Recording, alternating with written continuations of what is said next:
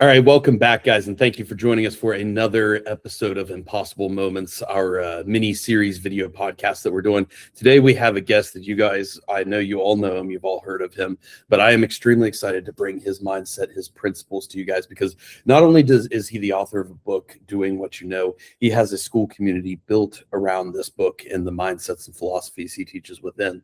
And he goes even deeper than that now, too, to being able to offer the mindset that it takes to get out of debt and to pull your way out of credit card bills. So we're going to get a lot of good financial advice from him. And I want you guys to stick to the end, because we are going to discuss Ray's incredible, impossible journey toward his goal of earning $100,000 per month, monthly recurring revenue. And I think that's such a powerful, impossible goal, because most of us think about that in our own lives. Really, a lot of us, $100,000 a year could be life-changing. But Ray has chosen to go beyond that, to set up an impossible goal for himself that is totally going to be life-changing, totally put him on an entirely different level of standard, of operation, of connections in earning $100,000 a month. And I can't wait to watch him be able to progress there and see the strategies that he is implementing today to get him there in the time that he's allotted for. So Ray, thanks for being here, man. Honored to have you. Yeah, thanks, Matt. Thanks for having me on. It's my pleasure to be here for sure. Yeah. So start off with telling us, for anybody who may not have, or maybe they've heard of you, but they're not incredibly familiar with your work, give us a little bit of background and really how you landed here today, how you got to be on school. Talk to us a little bit about the process of writing your book and really what you stand for in your work. Sure. Let me go back about 40 years, actually. We'll talk about where this journey started. Over the course of the last 40 years, I've been what I call a serial network marketer. I've been one of these people that I'll try something for a while and have a little bit of success, or maybe decent success. And then for whatever reason, another opportunity comes along and I'm like, that looks really cool. I think I'll go in that direction. And I did this time and time. Probably over the last 40 years, I've been involved in at least half a dozen different network marketing companies. And by network marketing companies, I mean name brands that everybody has heard of, or at least for the most part. So during that journey, I always saw people making, the mega bucks, the top 3%. They would be the leaders on stage.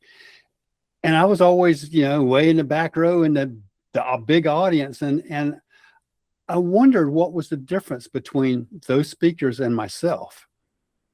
I knew they weren't any smarter than I was, but there was something there.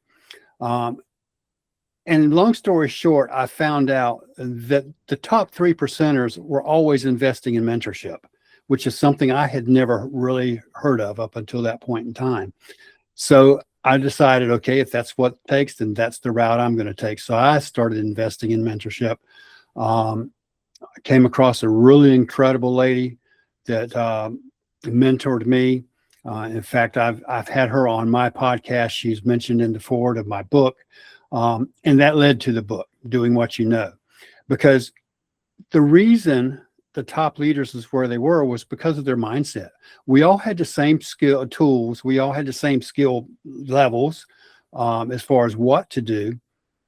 But most of us just didn't do it because something inside us would tell us either we're not worthy, we're just not as smart as other people. We compare ourselves to other people. And so that's where the journey came. So my book is, how do you adopt the mindset to go out and do the things that you already know to do and go and follow that direction? The book uses practical examples, because the activity is what really builds you. Stretching that comfort zone, it takes doing things to stretch that comfort zone. And if you're where you are without stretching, you're always going to stay where you are. What's up, guys? It's Matt. I hope you are enjoying this powerful episode on the Impossible Podcast. If you like what's happening on this episode, I was hoping I could get 30 seconds of your time to tell you about an opportunity we have for you to dive deeper into this conversation off the camera. We have built an online community on school.com where we dive deep into these lessons we learn on the Impossible Podcast, as well as help you integrate the lessons we teach with Impossible Performance into your own life. This is a space where you can have powerful discussions, expand beyond topics that we talk about on the episode. And most powerfully, it helps you to take control of the narrative you have for your life and write a new story for yourself about who you are. We have courses built in on how to leverage all 4 domains of performance, as well as a lot of the integrative teachings that we provide in Impossible Performance. We do monthly group calls where we all hop on and chat about a subject and how it's reflected in our own lives and how we can learn and grow from each other. This is a powerful new space on the cutting edge of what it's going to be able to offer, but it stands apart from any other social media or online community because of its ability to generate and foster true, authentic human connection, which is what we're all about at Impossible Performance.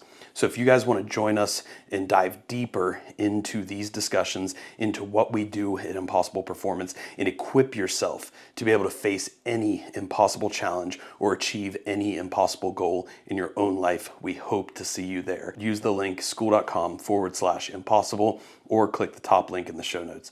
Thank you guys for being a part of what we do. Thank you for always being impossible. Now let's get back to the episode.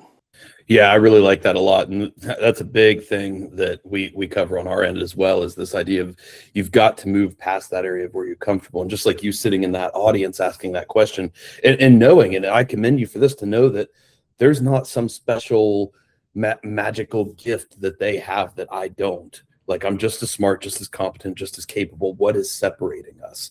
And you actually were able to look past your own ego and ask that question. And then you found an answer along the way. And it started this dramatic shift in your life to where you were able to author your own book because of it. Going to the concept of mentorship, for somebody who may be the Ray Thigpen that was sitting in that seat wondering, like, what's the difference here? Where do you think, for somebody who's in that spot, what do you think mentorship gives them that is that unique advantage? And B, where do you think the best place for us to start looking for those avenues of mentorship is? If somebody's saying, okay, I'm ready for a mentor, but I have no idea where to look, no idea where to go, where can people start integrating that mentorship into their practice? Great questions. So first of all, what a mentor provides above anything else is awareness. We're often not aware of what's going on. We're not even aware of our own thought processes and why we're stuck until somebody can say, hey, where are you? Point out where you are and where you, because in order to get where we want to go, we have to know where we are. So there's always that beginning point. As far as where to look for a mentor, I would recommend, if you're already involved in for example, a network marketing business or whatever, a group of people you're involved with, look around at the top leaders. Start with them. They may not be personal mentors, but they can point you towards a mentor for sure. And if not, search around, look on school. There's so many mindset groups on the school communities. You can just put in the keyword mindset and do a search. Come to me. I offer mentorship as well. It's not really so much as who the mentor is as it is what they can offer you. And really the only way you're going to find that out is to get to know them. Ideally, if you can get to know them a little bit before the mentorship process happens, that would be a really good thing. So they have a little rapport built up there. Yeah. I like that advice there. And I also think one part of that you brought up is look for who's succeeding at what it is you want to do. Find that person that is basically living the life that you want to live and find a way to learn from them, because there's no sense seeking mentorship from somebody. Like, if you're a network marketer and you go out and find somebody who's offering mentorship in, I don't know, like yoga practices or something, like, it might be totally different from what you're involved in. So you want to make sure that it is in line with your vision of where you want to be in the future. And I think that not only does that give us somebody with experience on that path, but it also enhances that vision of knowing exactly what that journey can look like and what the outcome can be, because there's things about our dream vision that we may not know or expect, both wonderfully good and some that may come with some negative sides we have to fight through as well. And it'll better help us understand that outcome. So Oh, in that mentorship, I'm glad you brought up your group, because I was going to tell people there's a pretty good group out there I know called Doing What You Know. If people want to check out mentorship, it's going to be the top link in the show notes here. And the great thing about that group is not only do you get Ray as a mentor, but you get an entire community of individuals all buying into Ray's philosophy. And so it's like, if you guys are using AI right now, you know, it's built in such a manner that you put it on expert mode and it gets all these agents involved, thinking differently, approaching the problem from different angles. That's kind of what you get with Ray's community, except they're actual real life people who want to authentically connect with you and help you grow to your highest capacity. So check out his group, because he's doing wonderful work over there. But in that realm of mentorship, you know, I think we can serve or look for mentorship up the ladder, essentially, as you did when you were in network marketing. We can also look to help mentor down the ladder. Is that a shift you've made in your life now? I would assume so. Being able to mentor others, and what does it mean to you to be able to offer that guidance and that experience to others who are maybe fresher on the journey than you are? oh, yeah, absolutely. So one of the whole mission of my book was to help people who were stuck like I was to advance.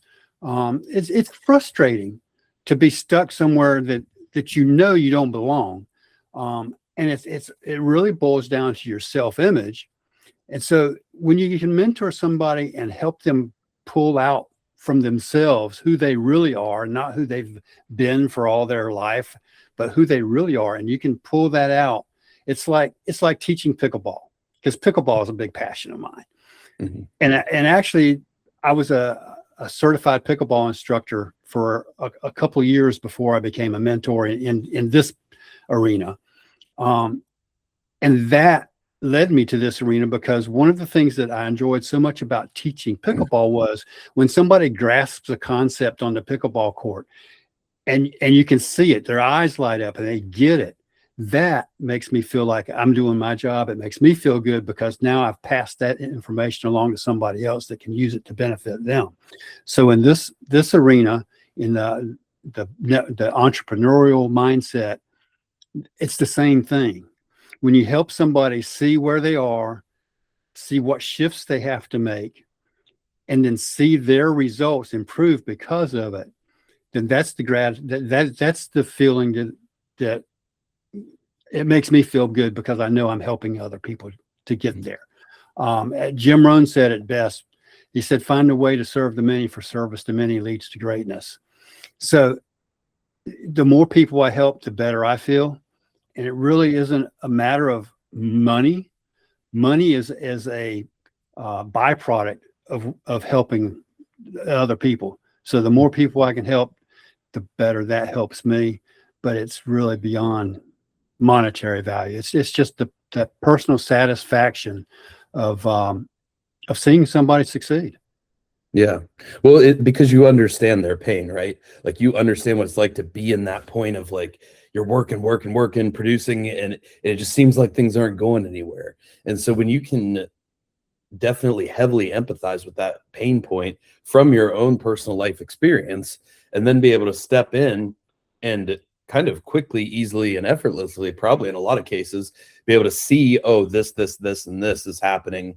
If you do these things, it will tear down this roadblock and you'll keep moving forward again.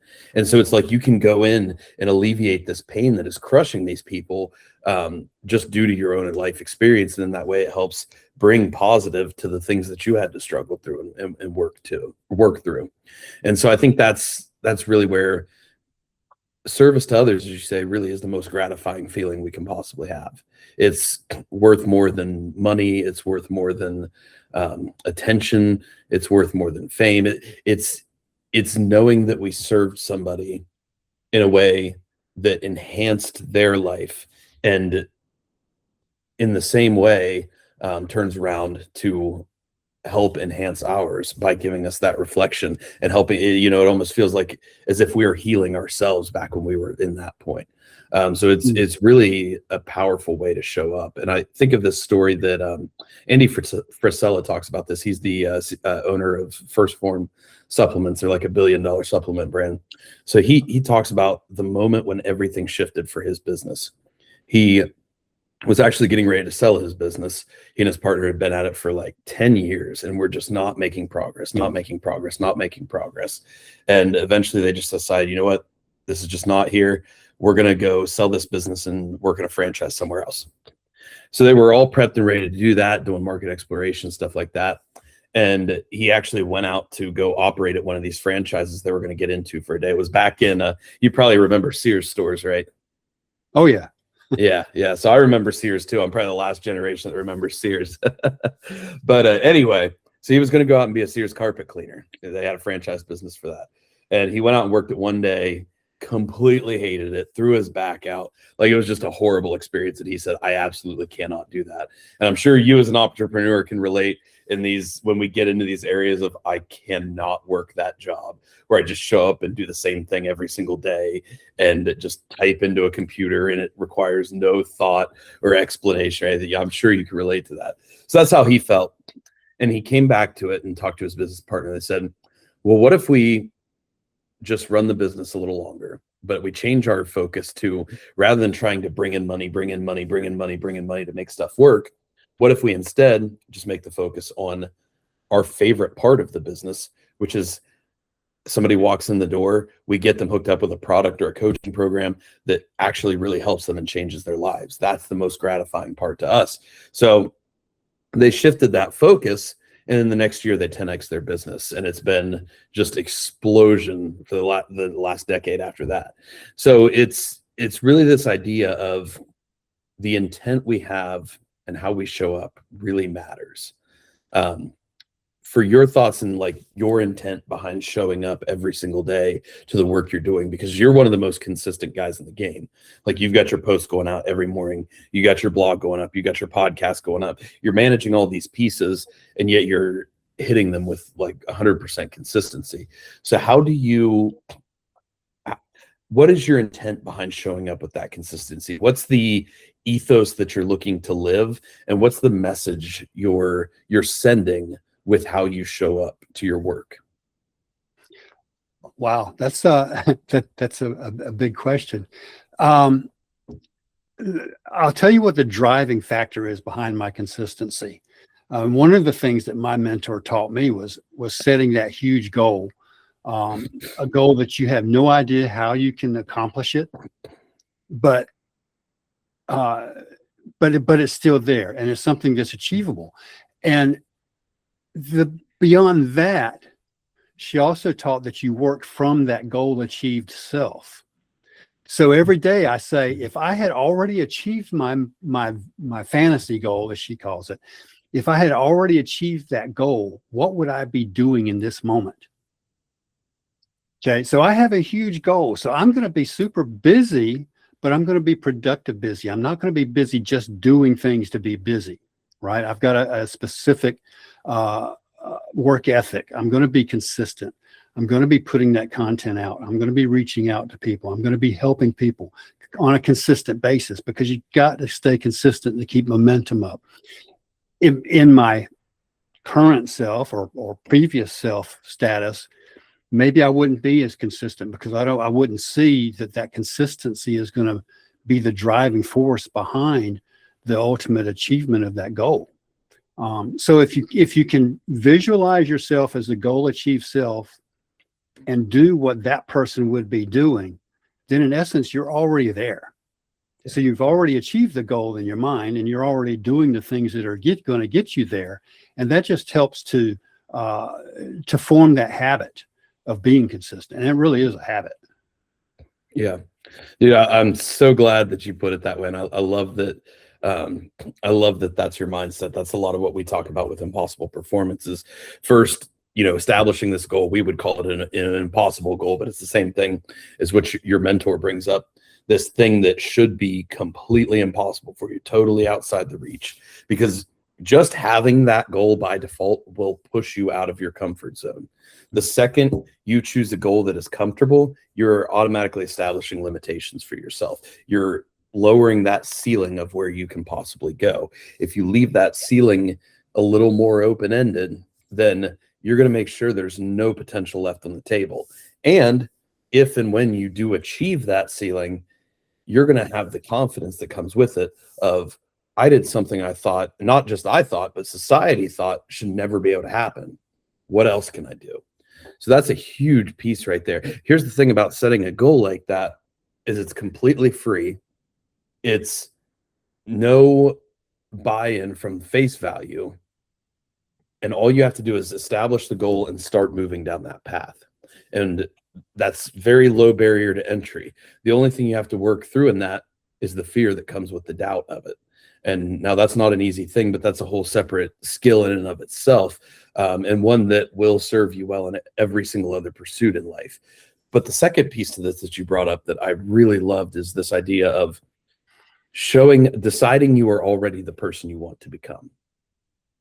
And I think what we have to do, this is again what we would refer to as the impossible self, but we've got to figure out exactly who this person is. And I would be interested to know if your mentor did, like how they set up that process, but we like to get granular with it. Like what time, or what do they eat? What do they drink? How do they dress? What time do they go to the bathroom?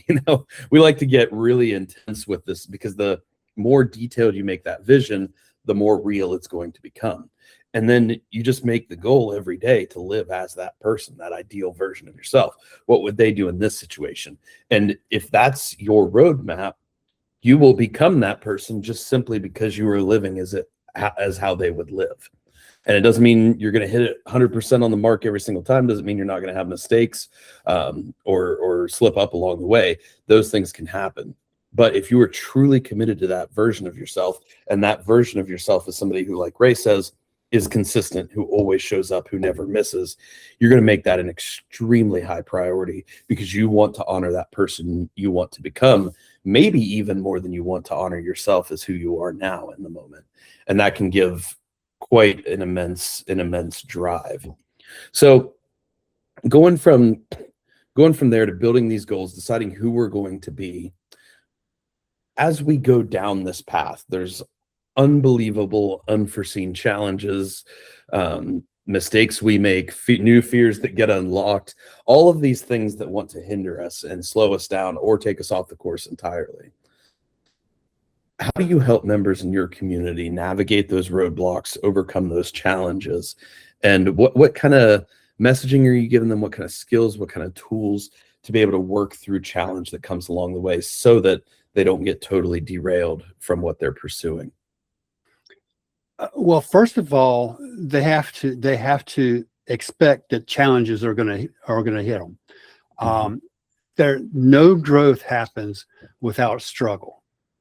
You can go to the very basics of life. A seed that's planted in the ground, if you nourish it and it gets the water and starts growing, it has to literally fight its way through the soil in order to reach the sunlight. But it's always striving, it's always working its way to get to that sunlight. So nobody said it's easy.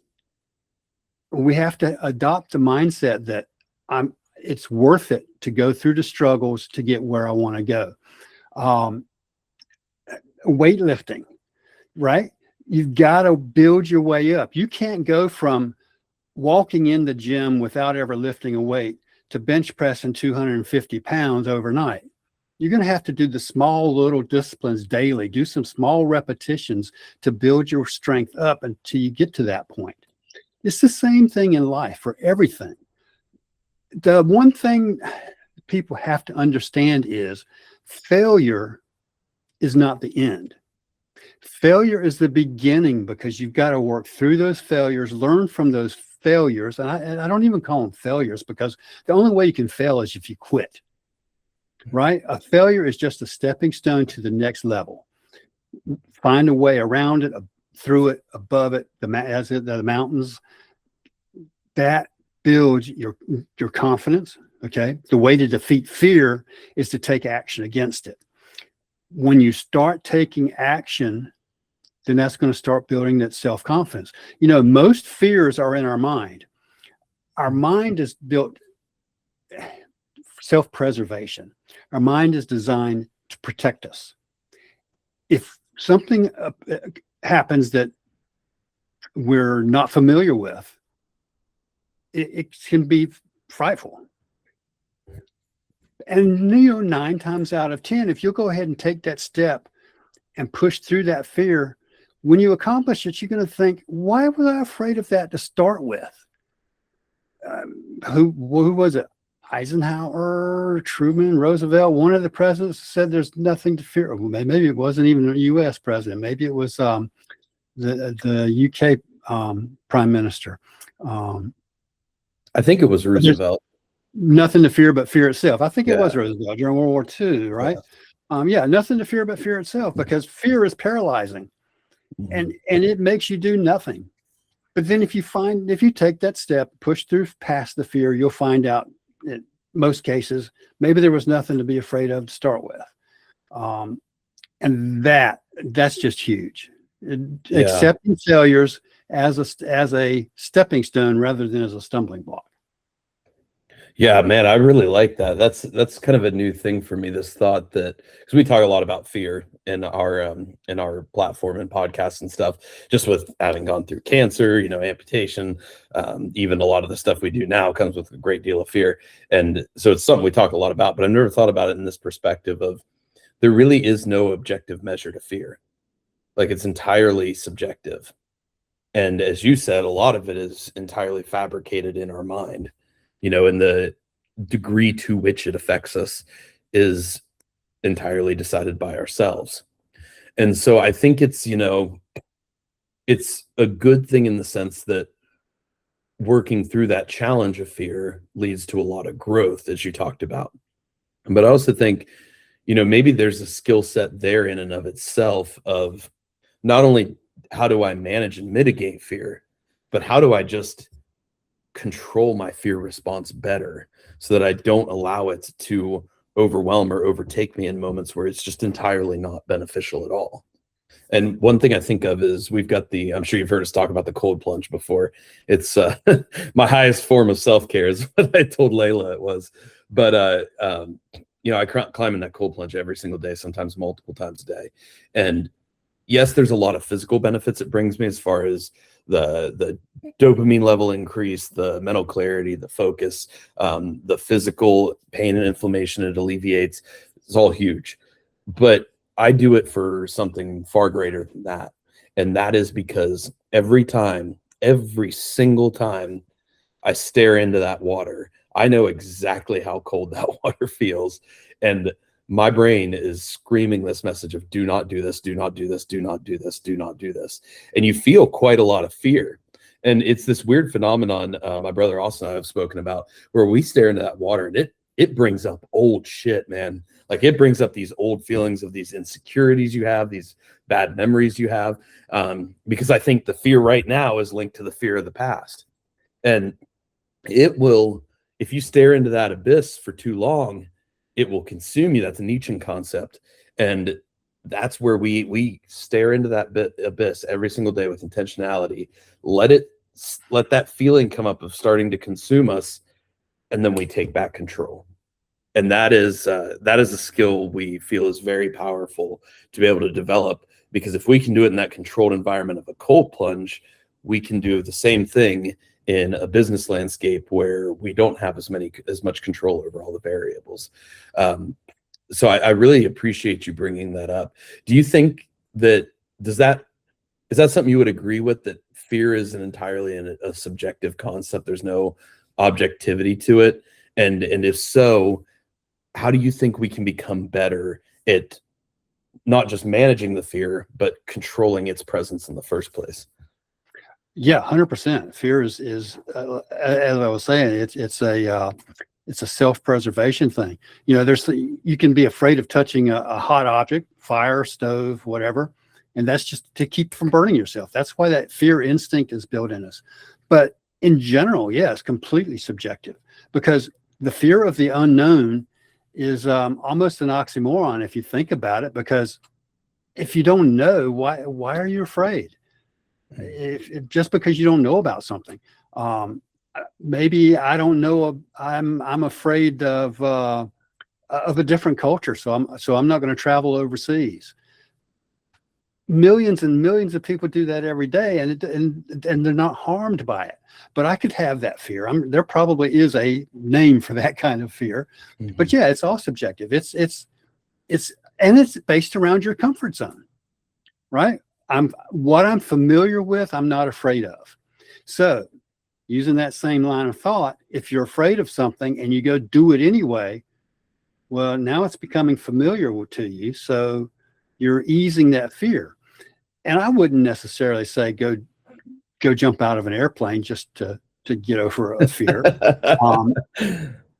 Baby steps, though. I mean, your common everyday fears. For example, fear of failure.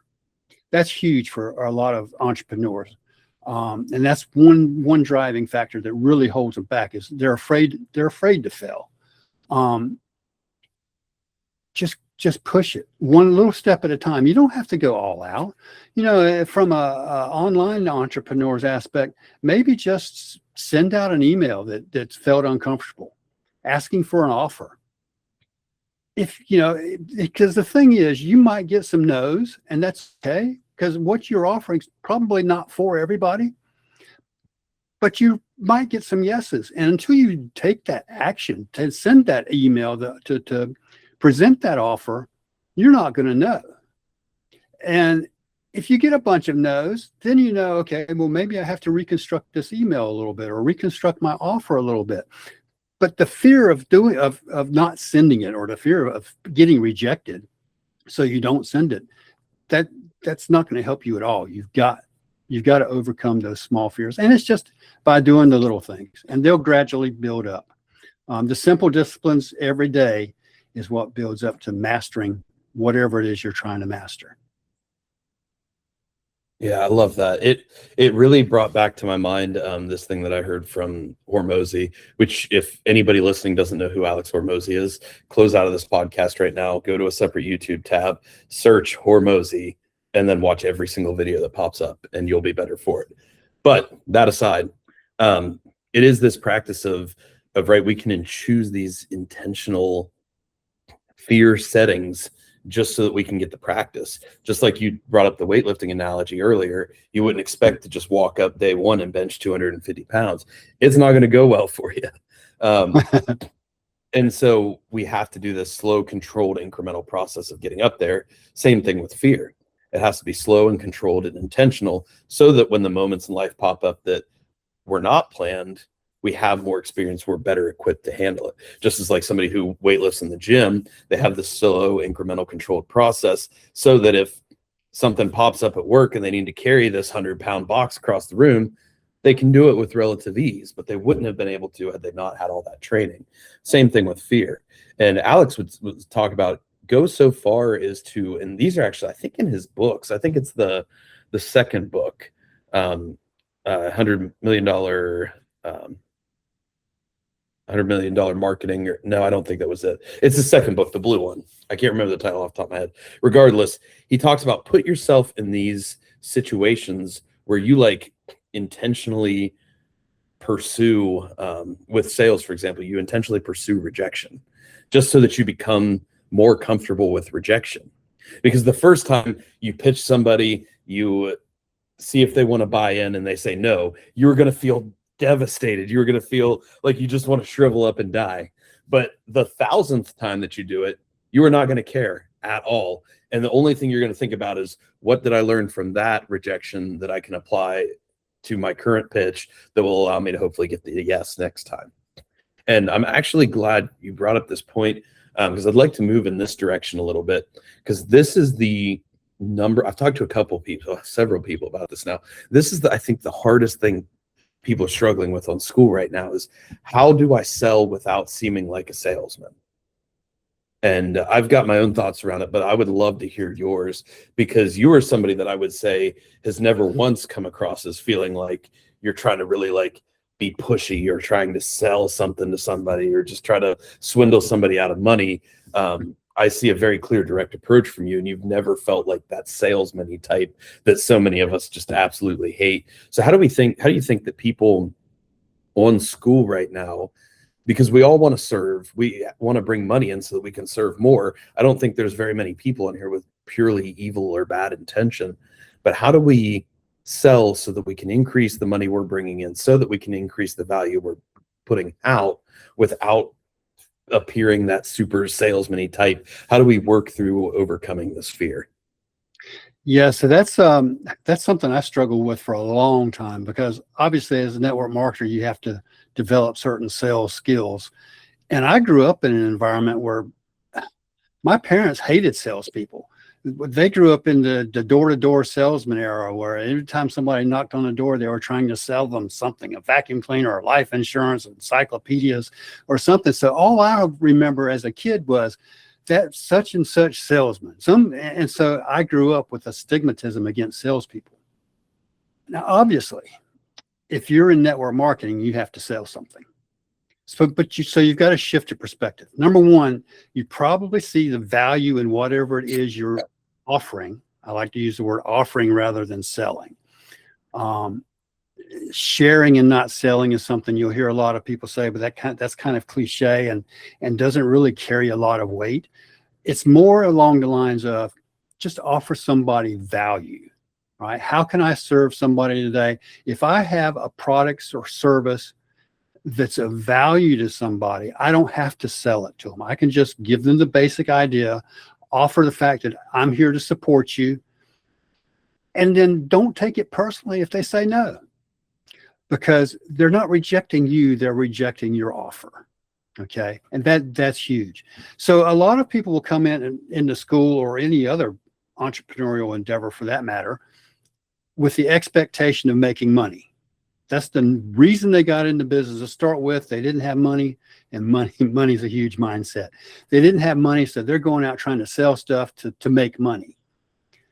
With that, if you flip that, would you like to be the person being sold to, so that they just going to are just going to give you your money, or would you rather be somebody who wants to buy from you because they need your service or your product, and not the fact that you're pitching them on it?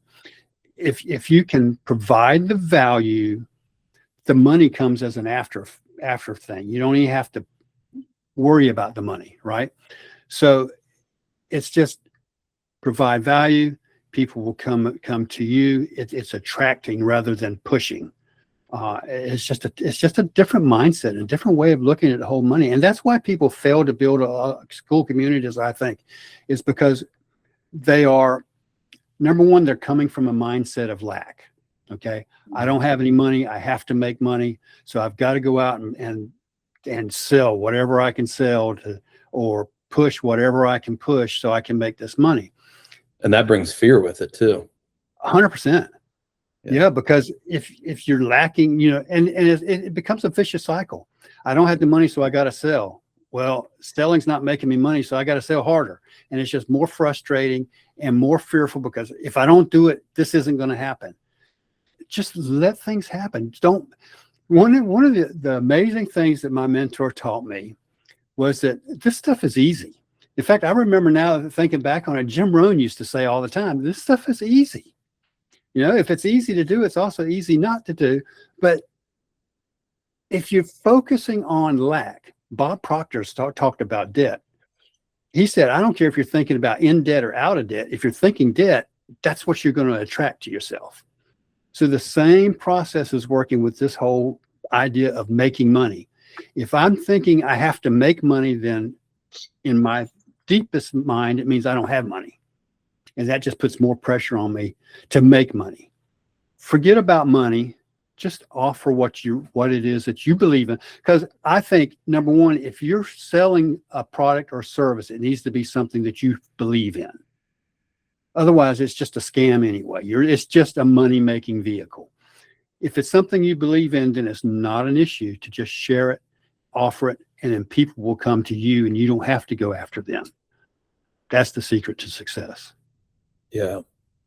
Man, I really, really like that. And you talk about this perspective, which I agree 100% with, of bring value first. And actually it goes back to that story we were talking about with Andy Frisella.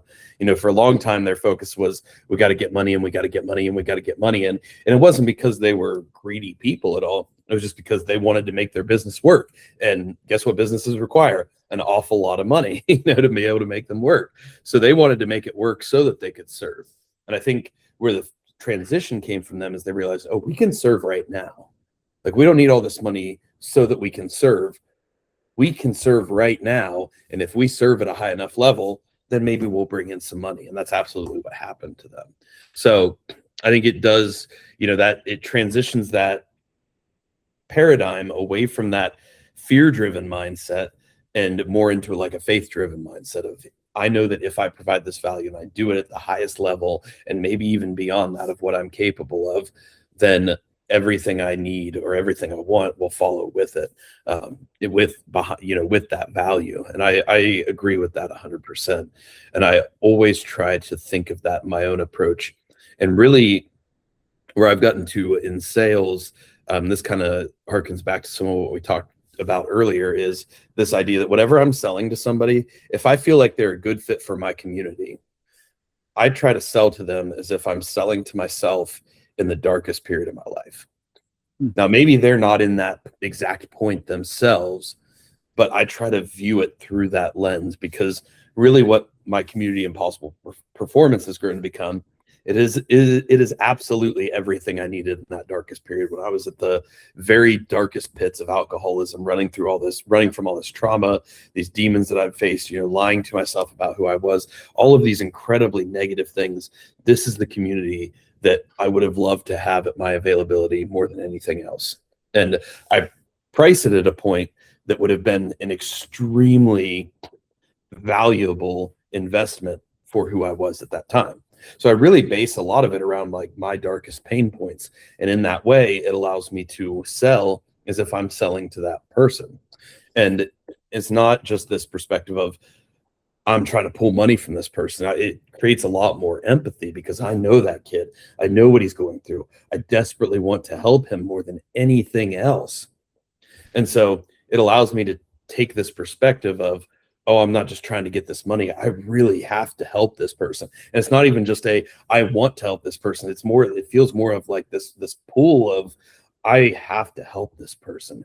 How do I help them? How can I help them? How can we work something out so that we can provide value to them and help them unlock new levels in their life?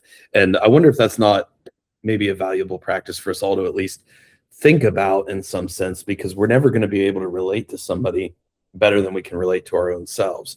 And when we're alleviating pain for others in the same way that we could have alleviated our own pain back when we were in our darkest moments, again, I don't think there's much more of a gratifying feeling than that.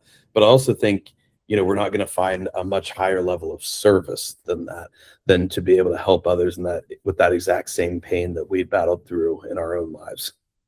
And yeah, 100%. Yeah. So the thing I want to close with, because I think that this was a powerful piece. We talked a lot about fear today, and we talked a lot about money as well. And I really loved how you brought up the idea that it's really about a mindset of, you talked about, if you're thinking about debt, whether you're thinking about it positively or negatively, it's just going to bring more debt likely. You contrast that with the idea of like, we're thinking about building wealth, and that's what all the AAA wealth builders are doing. That's what all the people in AAA Fair Benefit are doing in Evolve Now Social. We're focused on building wealth, and that's going to attract more wealth, regardless of the situations we may be in financially. So I know that financial mindset is a big part of your community now, and what you're building.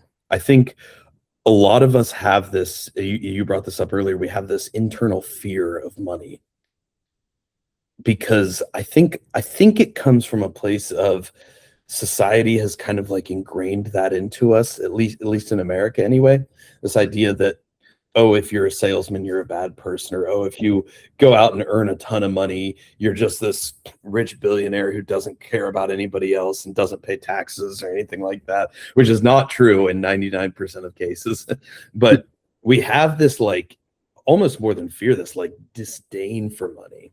And so we talk about fear being entirely subjective and something that we kind of choose and allow for ourselves. And we're allowing that over our own finances. And yet at the same time, money is one of the key driving things that people generally want more than anything else. If somebody's looking to leave a job and that boss wants to keep them, the surefire way to do that is offer them more money until you get to a point that they absolutely will not leave. We're all incredibly driven by money, but incredibly fearful of it at the same time. How do we reconcile those two? And how do we get to a place where we reduce the subjective fear of money and actually switch it from something that's not fearful to us, but actually empowering, as I imagine you've had to do along the way toward your journey of $100,000 MRR. Yeah, great point. A couple of things come to mind. One is, I'm sure it's not just me, but a lot of us have been ingrained with the whole idea that money is the root of all evil. That's a misquote from the Bible that people say all the time. Everybody hears it all the time. But the actual quote is not that money is the root of all evil. It's the love of money is the root of all evil. Now, Zig Ziglar probably said it best. He said, money's not everything, but it's right up there with oxygen. I mean, you can't really live without it, right? I love that. It takes money to build churches, to do mission work. Money is a tool. It's not something to be worshiped. It's not evil. It's just it's necessary. Okay. I mean, really, it's like oxygen. You can't do without it. So how do you get over that mindset? If you develop the drive to help somebody and you know that it's going to take money to do it, it's earning the money is not the same as like stealing money. It's not earning money for money's sake. It's for what you can do with it. It's like Jim Rohn talking about his mentor and his goal, setting a goal. He said, Mr. Rohn, I think you should set a goal to earn $1 million in a year. Jim Rohn was like, well, yeah, I think I could. That would be a great deal, a great goal. I think I could do that. And his mentor, Earl Show, said, well, Mr. Rohn, he said, I'm not saying you should set that goal for what the money will do for you. I'm saying you should set that goal for what it will make of you to earn it, to what you will become to earn it. Yeah. So money is a tool. We have to have it to do whatever it is that we want to do with it. We can't help somebody if we don't have the money to help them. So, yeah, I really like that mindset shift. And I definitely think there's a lot of value there for people too, to understand that earning money is a challenge and it's a skill set, just like anything else. That doesn't make it bad. We don't have to think of challenge as bad. In fact, I think it's far better if we think of it as good. We get excited for challenge because of the inherent opportunity it brings with it in being able to build ourselves through it. If that's our perspective. As you talk about the story with Jim Rohn, his perspective was, oh, what could I do with $1 million a year as far as serving myself? Contrast that with the idea of who can I build through the process I'm going to have to go through to get to where I'm earning $1 million a year. And that is a far more powerful question to ask, and a question that is going to bring a lot more service and good with it, not just to you, but to everyone who operates within the context of that business. So I think that's a powerful piece of advice to leave everybody with. And in closing here today, I want to bring up the question I normally always close these podcasts with is, what would be your piece of advice that you would give to yourself who was in your darkest moment or your greatest challenge or greatest turning point? And I think I'm going to modify it a little bit today with the context of this particular discussion to give people a direct example of how they can utilize this in their lives. I think about back to that story that you told at the beginning of you sitting in that chair at this conference wondering, like, man, what is the difference between me and these people? Why are they so successful? And I feel kind of left behind here. If you were to talk to that exact person on the street today, knowing what you know now and having this community that you have that could have massively helped that person, provided them with tremendous mentorship, how would you sell to that version of Ray to get them into your community doing what you know? Wow, I would say the very first thing you need to do is get over that fear of asking for help. A lot of us want to feel self-sufficient, and we're not self-sufficient. And we're afraid to ask for help. Don't be afraid to ask for help. But here's the thing.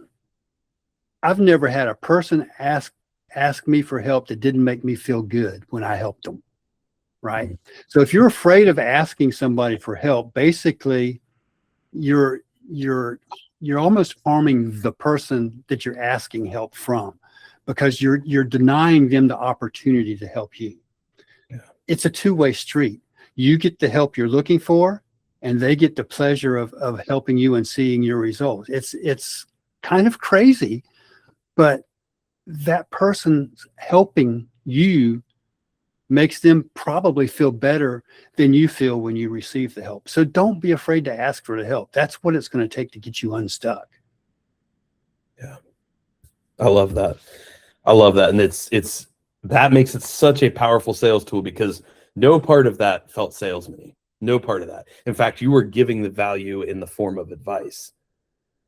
And all you have to do is take that and transition to, I want to help you with this, and I have this community that is perfectly designed to do so.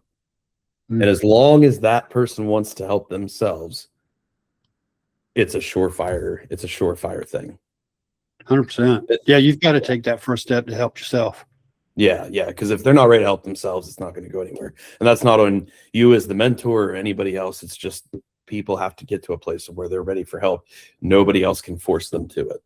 So 100%. I love that context, that message you bring with that sales, or with that sales approach right there.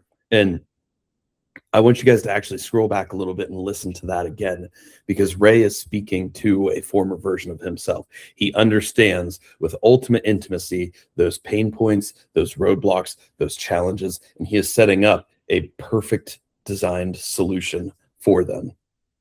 And if we can do that for the people that we are selling to and looking to help provide value to, that we are giving to and helping them join our communities, then it creates a dynamic where you're not being just this salesman-y guy, run around trying to be all sleazy and get in money. It provides a dynamic where you are trying to provide value at the highest level.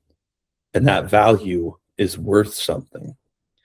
And that value will bring people in that you can serve, help change their lives, and it will help build wealth simultaneously, that then you can use that process to build yourself into a greater person. And you can also use that wealth inherently to be able to then give back more value as time goes on. So, Ray, man, I really love that discussion. I appreciate you being here today. Is there anything else you wanted to leave people with? Hey, thanks, Matt. No, not really. I mean, I welcome them to come to our school community, doing what you know community. I do have a 7-day free trial. You can come in and look around.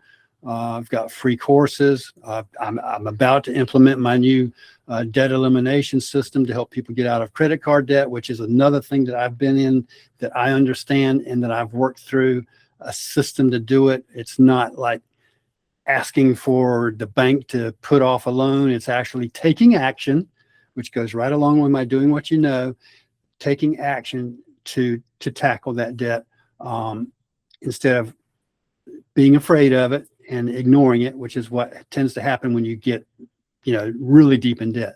But yeah, the community itself, a 7-day free trial, doing what you know. I put a quote every day from my book in there. That's probably my most consistent thing. People see value in the quotes, and you can kind of get a feel for me and for my message just by seeing that. But you'll see the engagement in the community from other members that are along that same journey. Awesome, man. Well, hey, thanks again for being here. I really appreciate you and your message. And this is going to provide unbelievable value to anyone who listens.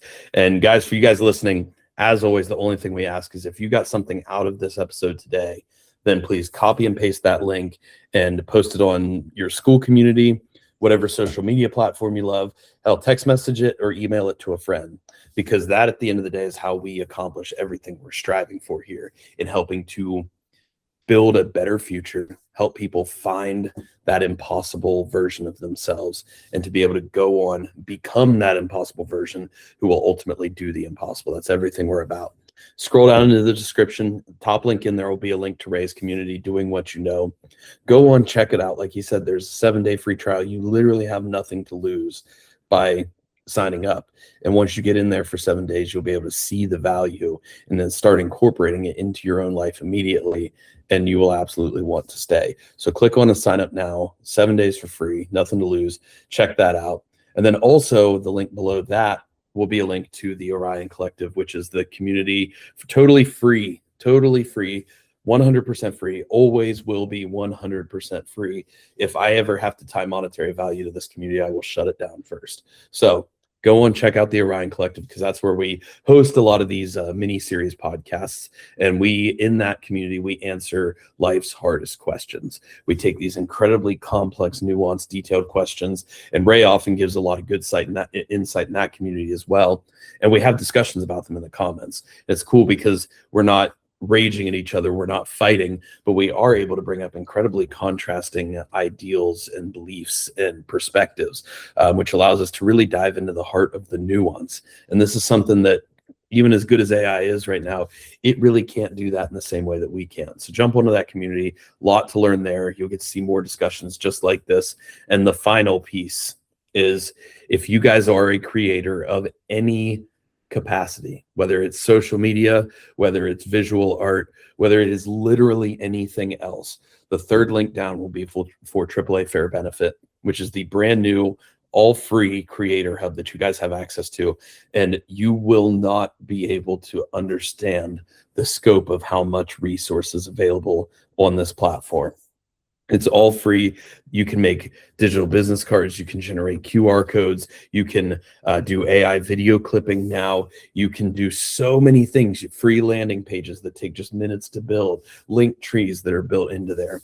Review pages for your school community if you're a school community owner. Now there are entire, not just course builders, but entire classroom builders. Well, they will give you 6 courses with 5 lessons each, totally designed by you. I worked through it the other day, and I was honestly incredibly impressed by the outcome.